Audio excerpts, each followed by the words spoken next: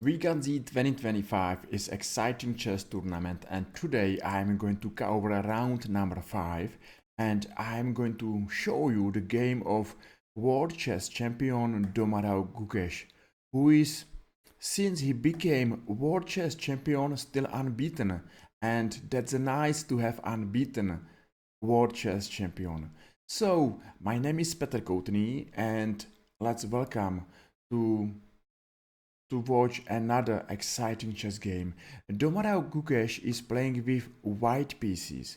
He is rated around 2777 and with black pieces is playing Vincent Keymer rated 2733. So Domarau is playing with white and let's go on. After move a5, Domarau played move a3 and now is a question for black if black is going to save his dark square's bishop or if he exchanges his bishop. So just imagine that is going back to e7 and after a few more moves I think that black's position is solid but it's passive, and I understand that no one in the world is happy to play such a passive position against world chess champion, and for this reason I understand why Vincent exchanged his dark squares bishop, and for a while he gave white two bishops advantage. Two bishops advantage is a nice advantage, but it's a strong and powerful in open position. And now Vincent is going for nice strategical point because he played knight e4 and watch this wonderful knight on e4. That's a beautiful piece, and of course this piece is the biggest threat to white's position, and white has to be careful. The best way how to react is to kill this knight as soon as possible, and Domarau firstly save his dark square's bishop, and now he is going to kill this knight on e4. That's something what is good to remember. Never ever leave your opponent's piece such a strong and such a powerful on a board. So Domarau played bishop d3 and without any mercy he exchanged him on e4. Okay, now maybe black has a double pawns and has to be careful. For this reason white played knight d2. Okay, just imagine that it's not a great move to take immediately on e4 because his pawn is weak anyway, and after this capture black will take on c4 and maybe white has a big difficulties because not only pawn fall down but rook on f1 is lost again or as well. So that's the reason why knight d2 is the best way how to play this position, and now black is under pressure because his pawn on e4 is under attack. So f5 makes sense and f3 is a nice move. No one will be alive inside of Domarau Gukesh land, and pawn on e4 has to be exchanged. So black exchange on f3, and now let's watch black's pawn formation. I think that black's pawn formation say it's not healthy because at least 3 pawns are weak pawns, and what is more important for the black, or what is more unpleasant for the black, that black's pieces are still too passive.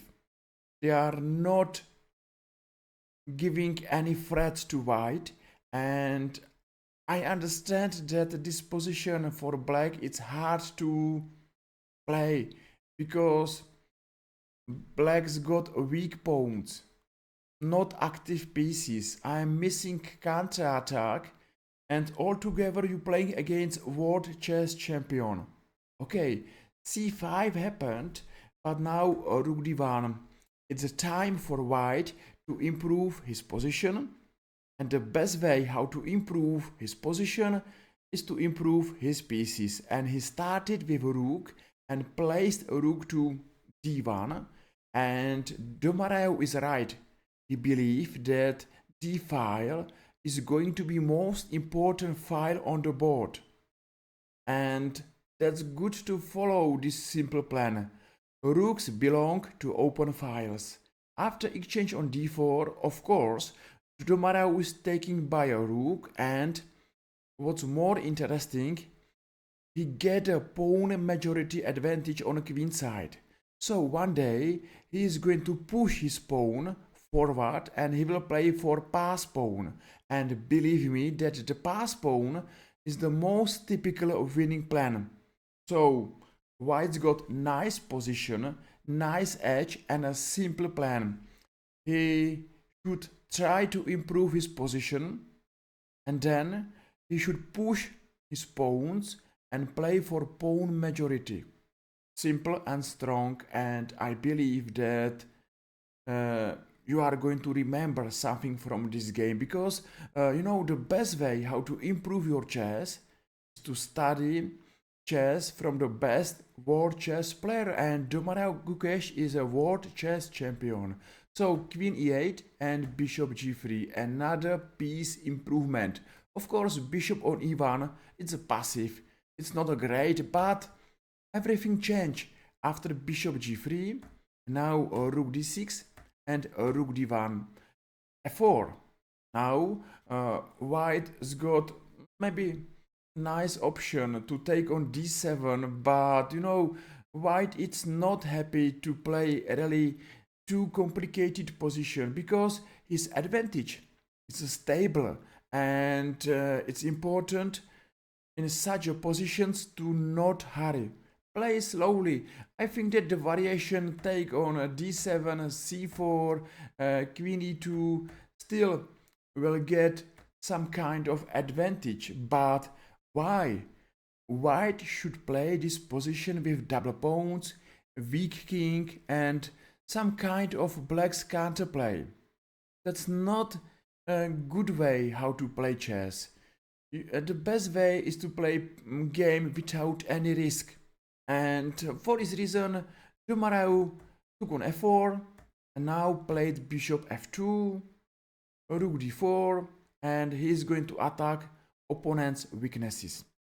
Before I told you that black's position is bad because I missed black's counter-attack, and of course I was worried about black's weak pawns. Now it's time to attack black's weaknesses, and that's exactly what Domareu now is doing. He's attacking black's weaknesses.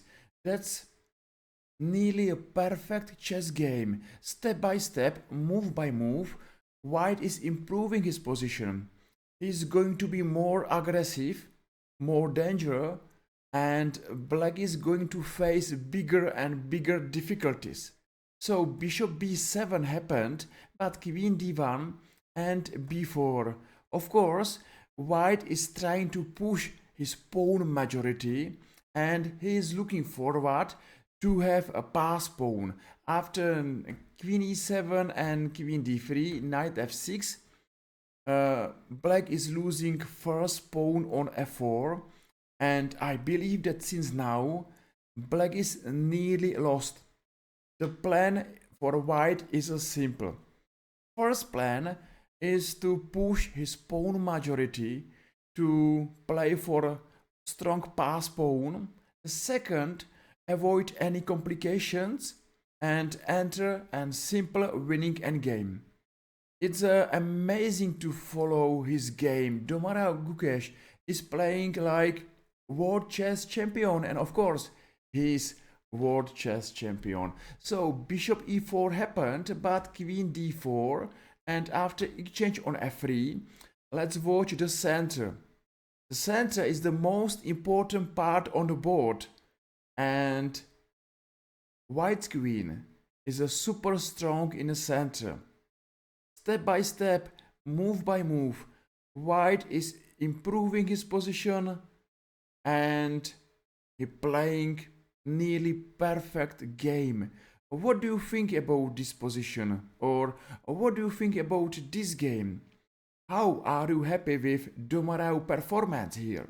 So I hope that you find you enjoying watching this video, and if yes, just feel free and press like or press follow and made my day. Queenie 2, and now let's avoid any complications. First exchange on d8, that's a check, and the second exchange on d3.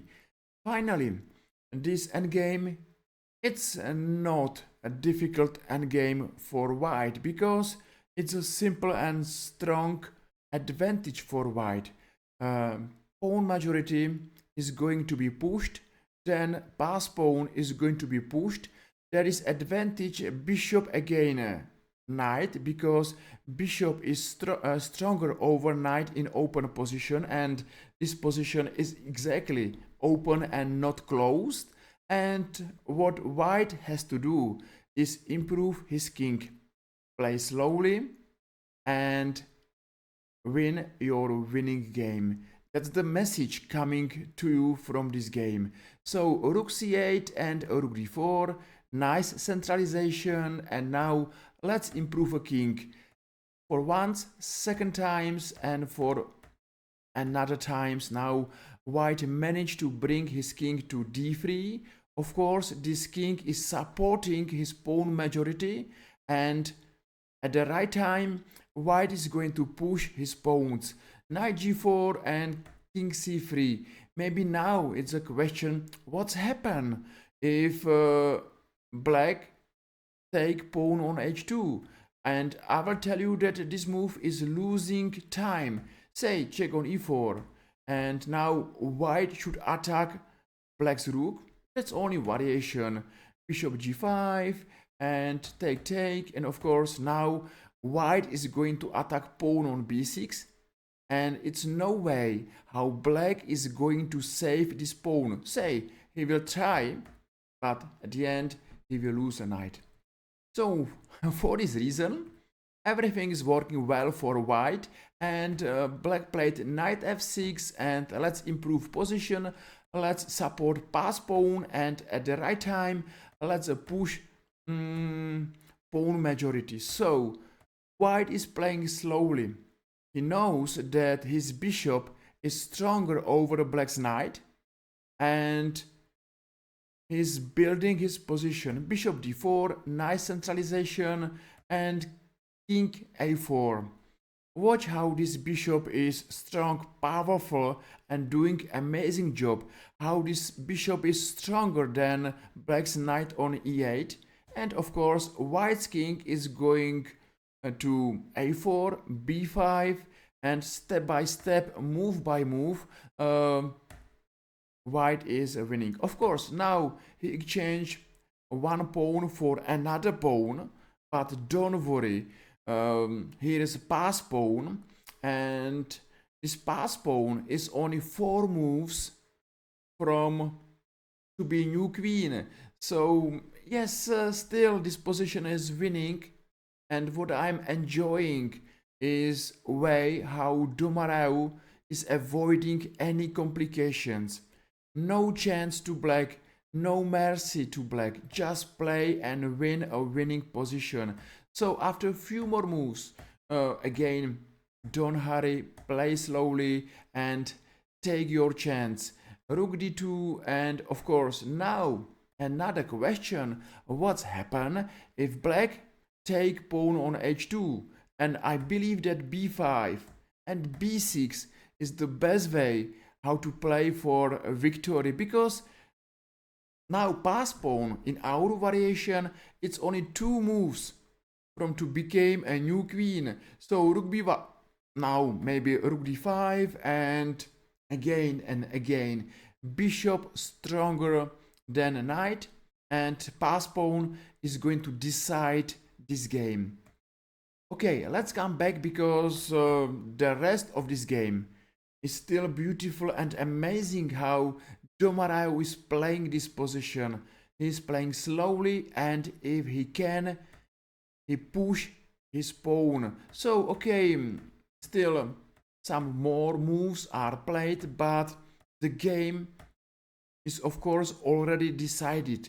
White is winning because he's going to push his pawns, c6, and finally no hopes. Okay, black sacrifice piece for pass pawn, but anyway, his position is lost and now he resigned. I hope that you enjoyed this game. I hope that you enjoyed game of Domarau Gukesh. And if yes, just feel free and press like or press follow and made my day.